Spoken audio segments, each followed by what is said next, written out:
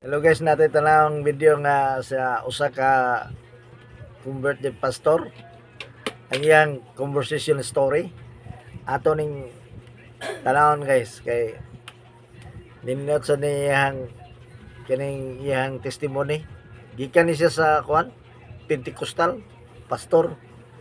Atong tanawon ning iyang story. Ako wala. Tinuno. Kay ang among simbahang Katoliko, among simbahan nga Pentecostal, nagsugod naman atong 19th century. Unya ang simbahang Katoliko kung landawon nato sa kasaysayan, ato pa mang 33 ini. Oh, so mao na nga.